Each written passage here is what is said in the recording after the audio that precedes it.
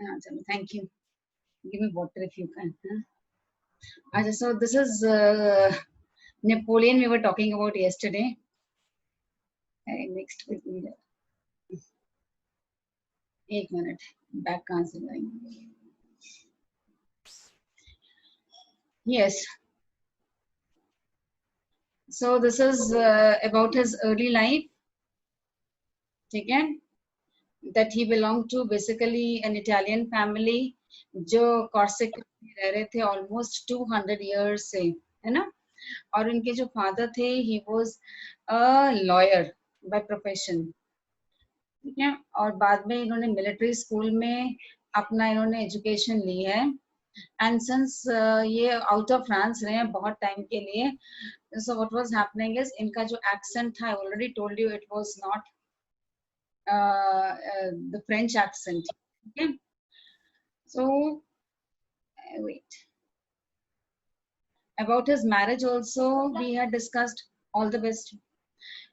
That जो इसकी Napoleon से 6 साल छोटे थे और इन्होंने मतलब she was already married, she was a divorcee, इनके 2 बच्चे थे and she also belonged to a good family but she had a very loose character जिसकी वजह से मतलब she was very infamous also. तो जब इनका नेपोलियन का इनसे कोई बच्चा नहीं हुआ था तो हेयर नहीं हुआ था, so he married again later on but still he did not have any son.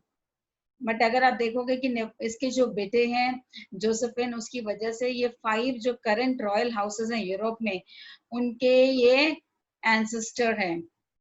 Now you see we were talking about how this Napoleon he rose to power starting with his expedition. Egypt में उन्होंने बहुत ज्यादा फायदा कराया था फ्रांसीसियों का because Egypt को target करने का रीजन था कि directly they could not win a battle with Britain.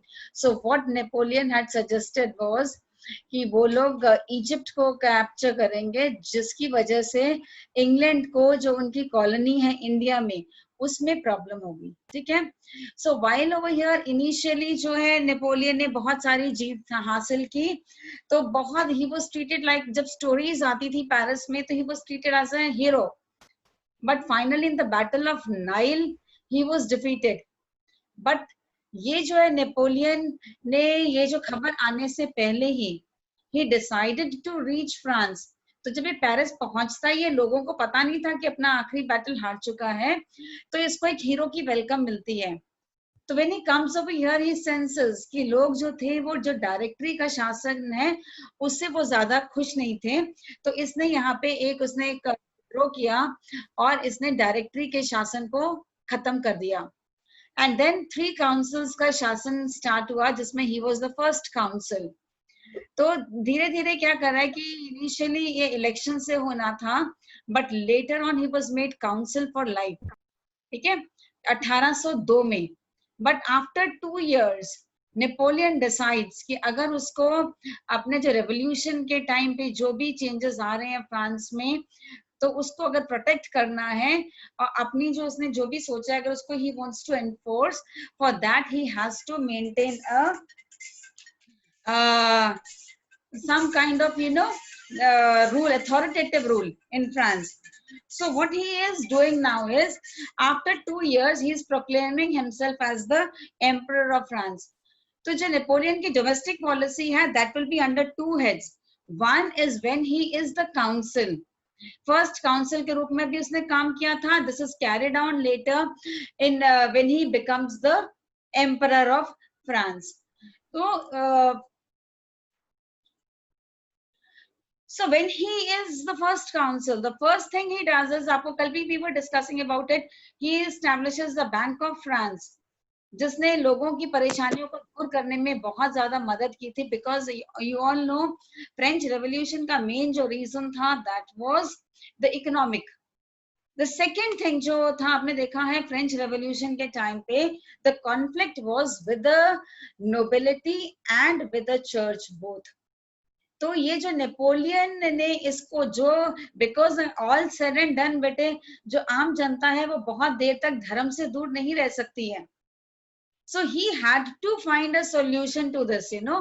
So what he does is in 1801 Napoleon उस समय का जो पोप था उसके साथ एक समझौता करता है और जिसको समझौते को नाम दिया जाता है कॉन्कर्डेट, ठीक है। और ये जो समझौता, या Kulwinder, are you saying something? No ma'am. So what is happening is this is concordat. अगर आपको बेटे सिंपल concordat भी आता है, you should understand that it is talking about the religious policy of Napoleon. तो इसमें क्या था? It sought national reconciliation between the revolutionaries and Catholics. ठीक है, क्रांतिकारियों और कैथोलिक धर्म को मानने वाले और पादरियों के बीच में यह समझौता था। और इसमें जो क्या था, इन्होंने पूरी जो है इसको स्ट्रक्चर किया है, ठीक है। So what is happening now is, पहले तो आपको पता है कि जो Napoleon this was in the hands of the Pope कि कौन क्लर्जी में कौन बिशप बनता है, कौन आगे राइज करेगा। So this thing was taken away from the Pope.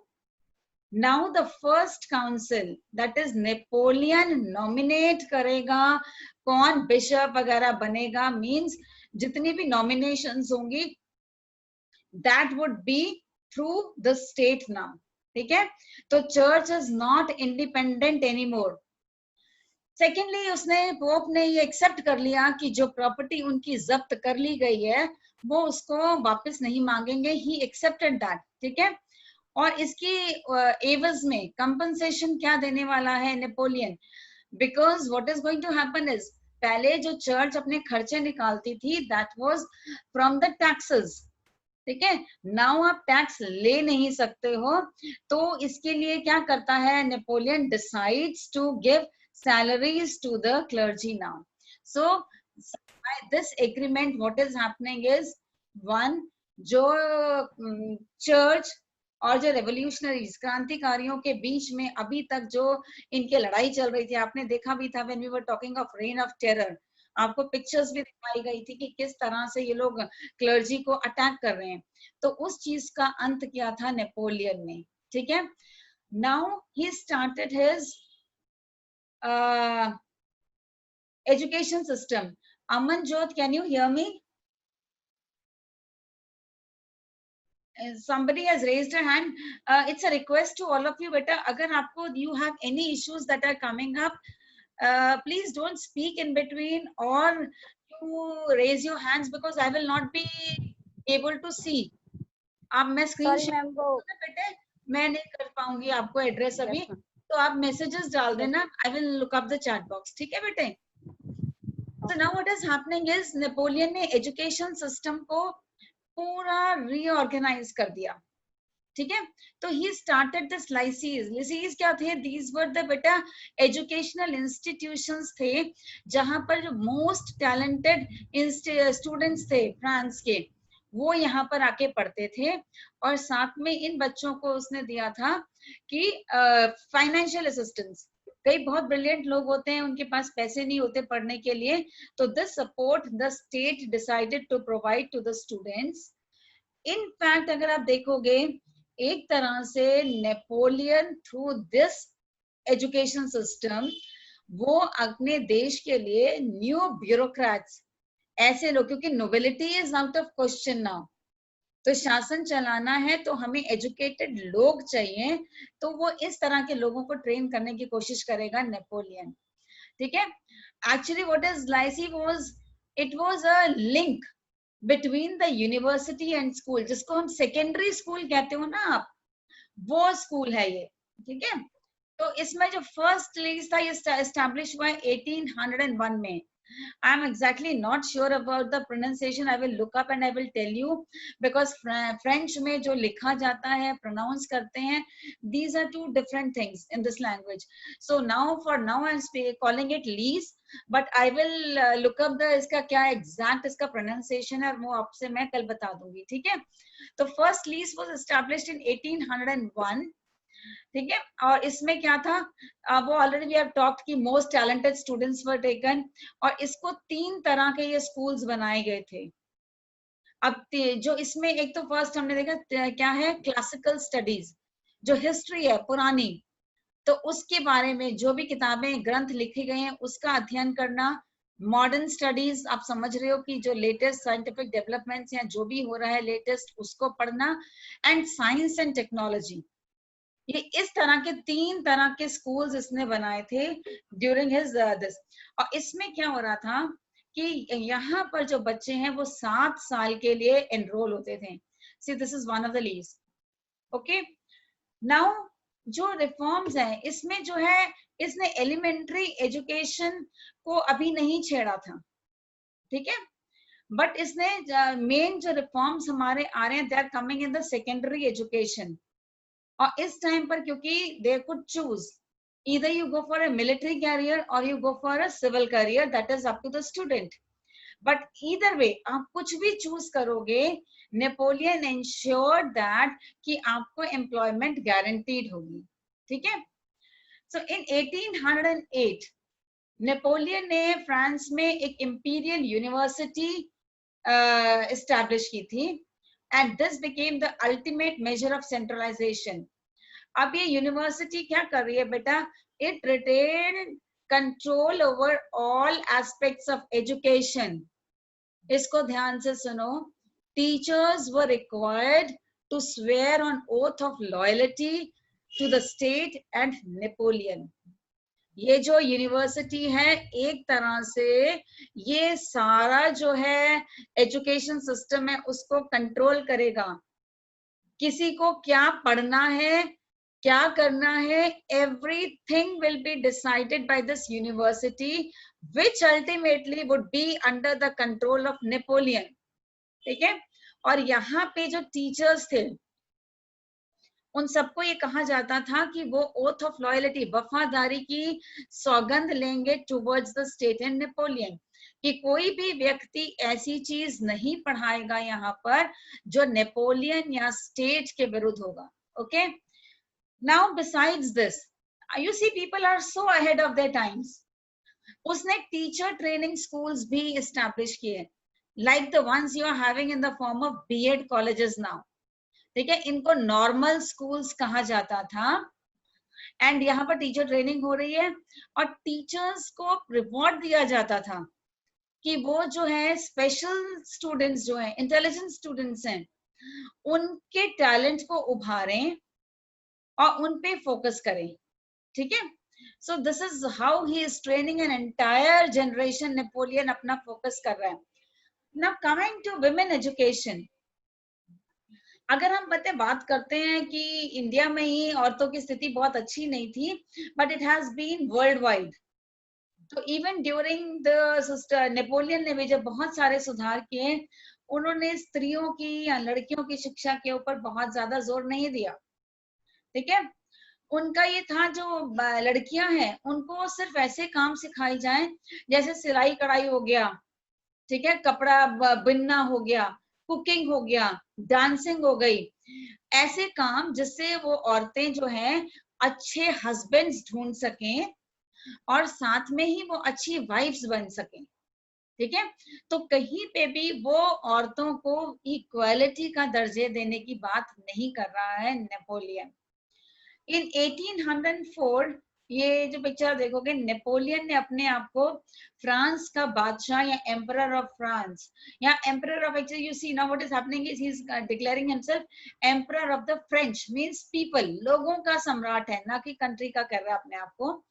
And over here again you can see there is a tiff, दोनों के बीच में थोड़ा सा तनाव है between the church and Napoleon, as was the time, उस टाइम पे जो होता था कि जो पोप है, पोप ही लाकर जो मुकुट है वो राजा के सिर पे रखता था। राज्य अभिषेक जैसे इंडिया में भी आप देखोगे वो कोई पुरोहित करता था, राजपुरोहित, है ना। सो when the pope is coming to place the crown over his head, so what Napoleon is doing is, Napoleon खुद ही अपने आप को क्राउन को पकड़ता है और अपने सिर पे रख लेता है, एंड बाद में वो क्राउन अपनी वाइफ जोसेफिन के ऊपर भी सिर पे वही रखता है। सो दिस शोज कि नेपोलियन थिंक्स कि the clergy is not above him, ठीक है। Now coming to the judicial reforms, जो नेपोलियन के जो जुडिशियल रिफॉर्म्स हैं उनको हम कोड ऑफ नेपोलियन के नाम से भी जानते हैं, ठीक है। Now what is happening over here is, अगर आप देखोगे नेपोलियन कोड मींस हर तरह के जो लॉज थे बेटे अभी तक फ्रांस में, उन सबको इसने लिखित फॉर्म दिया, ठीक है। इधर किस तरह से कमर्शियल रिफॉर्म्स क्या होंगे, लॉ क्या होगा अगर कोई कानून तोड़ता है व्यापारियों में, और इनहेरिटेंस का लॉ क्या होगा, किसी की शादी कैसे होनी है, शादी के बाद अगर डिवोर्स है तो उसके लिए क्या कानून होंगे। एंड बिसाइड्स दिस उसने एक पीनल कोड का मतलब होता है सजा देने का, जो होता है कि जिसमें लिखा होता है कि क्या सजा होगी। इन बिसाइड्स दिस उसने एक पीनल कोड भी बना के दिया, ठीक है। तो this was based on the Roman, इसने बहुत सारे जो है लॉज को उसने रिवाइज किया, और उसके बाद उसने कहा कि every person is equal before law, और ये भी कहा गया कि no secret law should exist and all laws had to be published. आप अभी देखते हो ना किसी भी वकील के यहाँ पे अगर आप देखो तो पीछे कितनी सारी मोटी मोटी किताबें रखी होती हैं। Those books are in fact you know, जो पुराने केसेस हैं उन केसेस में क्या सजा दी गई थी, किस बेसिस पे दी गई थी, तो लोग उसको रेफर करते हैं, ठीक है। So this is what is happening, everything is written now, it is not on the whimsy of a person, राजा के ऊपर नहीं डिपेंड करता, ठीक है। Now you can see now, because on one side Napoleon is doing these reforms, दूसरी तरफ पे नेपोलियन लगातार युद्ध कर रहा है, ठीक है। और युद्ध करते करते वो हर तरफ से जो है अपने साम्राज्य को बढ़ा रहा है, ठीक है। 1807 से लेकर 1812 तक का जो पीरियड है वो पीक है नेपोलियन के। नाउ इफ यू कैन सी, ये जो ब्लू कलर में है, deep blue colour, this is which area which was directly controlled by Napoleon, जिसके ऊपर इसने कब्जा किया युद्ध करके, ओके। एंड ये जो लाइट ग्रीनिश सी ग्रीन कलर है, this is the colour of dependent states, जो नेपोलियन के अंडर तो नहीं है पर वो नेपोलियन पे डिपेंड करते हैं, ठीक है। And otherwise light purple shade you can see mauve colour is of the allies of Napoleon, independent countries हैं पर वो क्या कर रही हैं, उसको हेल्प कर रही है नेपोलियन को। On the contrary you see these red areas, these are the areas जहां पे अंग्रेजों का कंट्रोल है। so you can see Napoleon ने, one man, how he has changed the destiny of Europe, ये पूरा कितना बड़ा एरिया है, it is under one person, ठीक है। now इसने क्या किया था, while Napoleon while ruling this vast empire, Napoleon उसे जो फ्रेंच रेवोल्यूशन, क्योंकि बेटे के जो प्रिंसिपल्स थे वो स्प्रेड हुए हैं बिकॉज ऑफ नेपोलियन, ठीक है। उसने रिलीजियस टॉलरेंस की बात की, सर्वडम को एबॉलिश किया, उसने नेपोलियनिक कोड्स को फॉलो किया, एनफोर्स किया, ठीक है।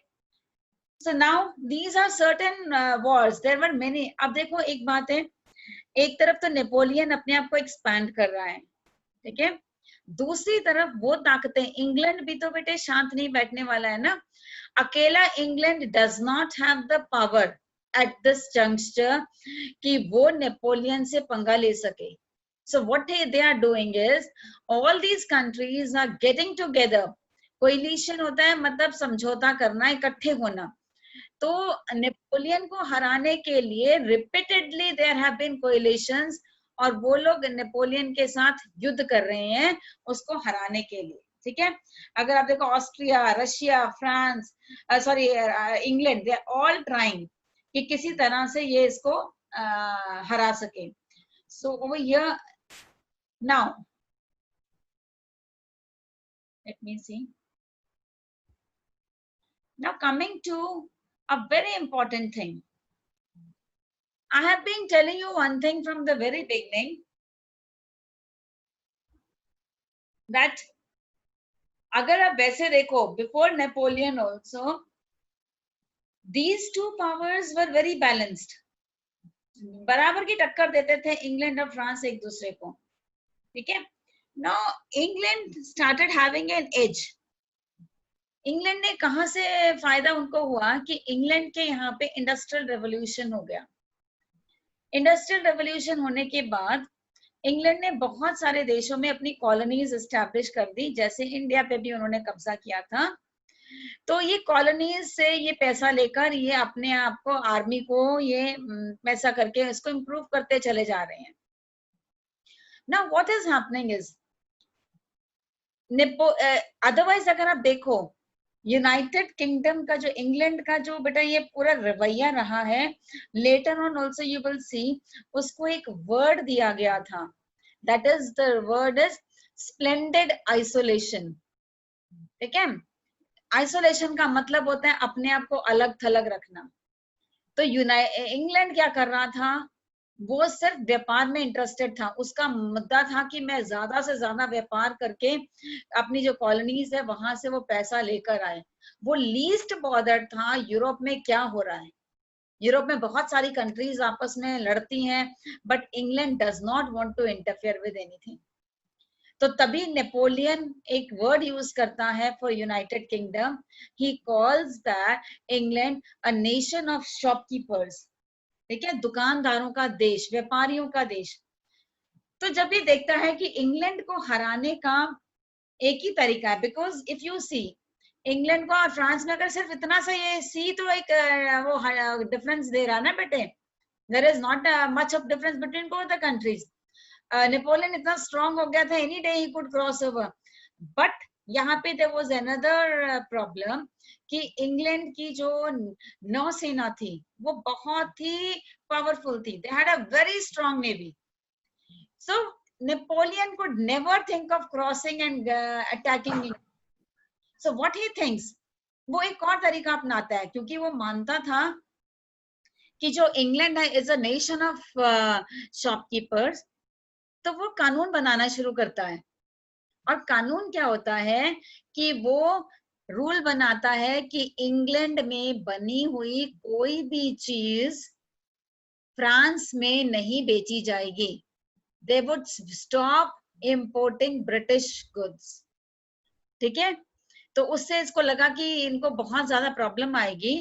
साथ में पहले तो इसने ये किया, so what is happening is later on first stage में अपने फ्रांस में बैन किया।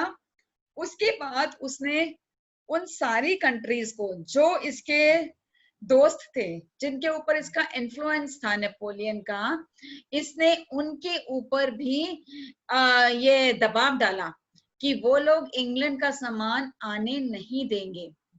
और साथ में उसने ये भी कहा, इफ यू सी अगर तो इंग्लैंड को व्यापार करना है, मैंने आपको लास्ट ईयर भी बताया था कि इंग्लैंड को इंडिया आने के लिए बहुत लंबा रास्ता तय कर कर आना पड़ता था जहाजों के साथ।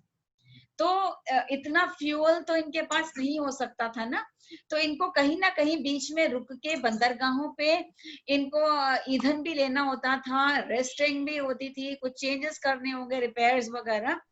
तो इसने ये भी बैन करवा दिया कि nobody will allow any British ship to come to their harbors। तो एक तरह से ये आर्थिक प्रतिबंध लगाने शुरू किए नेपोलियन ने इंग्लैंड के ऊपर। ये जो आर्थिक प्रतिबंध है इनको हम कहते हैं continental system. So continental system is nothing but economic restrictions which were imposed by Napoleon and his allies on United Kingdom, ठीक है, ताकि उसको नुकसान हो। क्लियर है? सो ये जो कॉन्टिनेंटल सिस्टम है, अब आप देखो कि सिर्फ इसमें अब ये तो इंग्लैंड भी शांत नहीं रहेगा।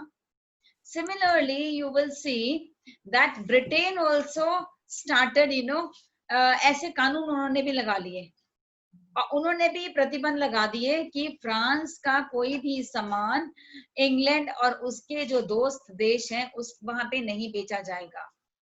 So what is happening is, इससे ये जो पूरा कॉन्टिनेंटल सिस्टम को अगर हम देखते हैं फ्रांस ने सोचा तो था नेपोलियन ने कि इससे इंग्लैंड को बहुत नुकसान होगा, बट इससे क्या हुआ, उल्टा जो उन्होंने काउंटर प्रतिबंध लगाए गए थे, because of that Napoleon suffered more, because Britain had a very strong army, उनको इतने ज्यादा इससे इश्यूज नहीं हुए.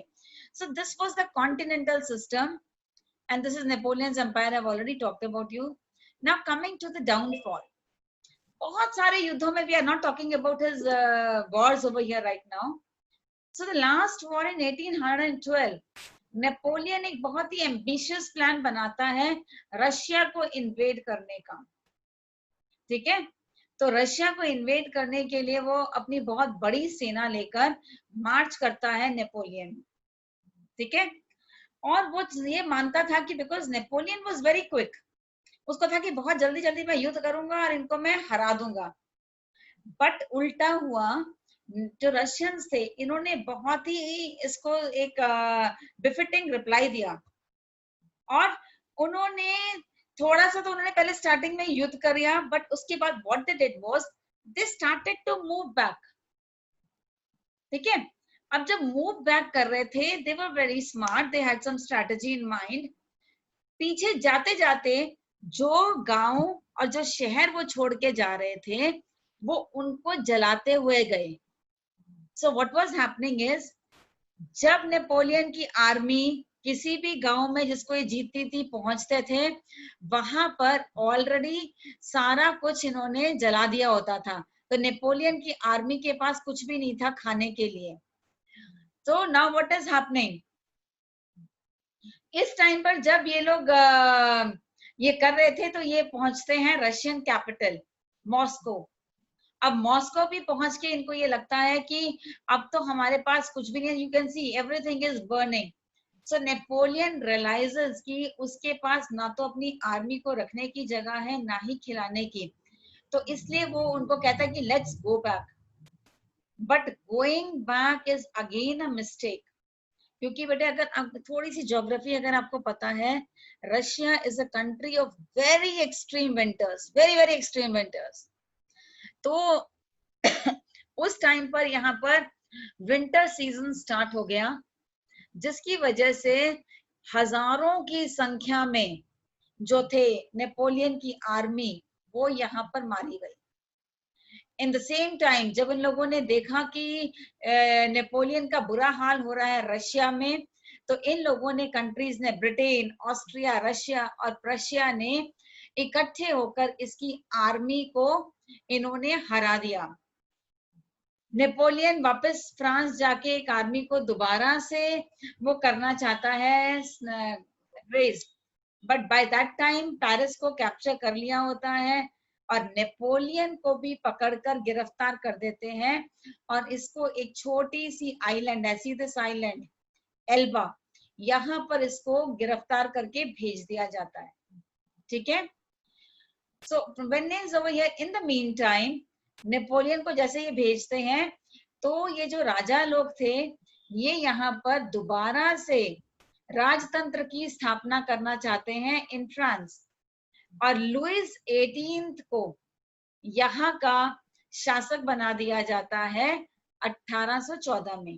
ठीक है, अब इस टाइम पर बहुत सारे लोग जो नोबेलिटी छोड़कर गए थे, वो वापस आते हैं फ्रांस, और वो कहते हैं कि जिन लोगों ने क्रांति के समय में हमारे साथ अन्याय किया था, उनके साथ हमने बदला लेना है. तो ये सारी सिचुएशंस जो हो रही थी, इसका फायदा उठाकर नेपोलियन वापस आता है पेरिस में, और यहाँ पर आके लोग बड़े खुश होते हैं, इसको हीरोज वेलकम देते हैं नेपोलियन को, और यहाँ पे आके एक बार फिर से वो बागडोर संभालता है. एंड 100 डेज तक ये फ्रांस में दोबारा से कब्जा करके रखता है. But again a joint army of the British and the Prussians, which was led by the Duke of Wellington, ने वाटरलू के युद्ध में नेपोलियन को फाइनली हरा दिया आखिरी बार. Now this water of Waterloo is very important because this was the end of Napoleon. अब Napoleon को दोबारा से एक आइलैंड सेंट हेलिना में इन्होंने भेज दिया, और जहां पे 1821 में इसकी डेथ हो गई। ठीक है, so this is where I stop today. So this has been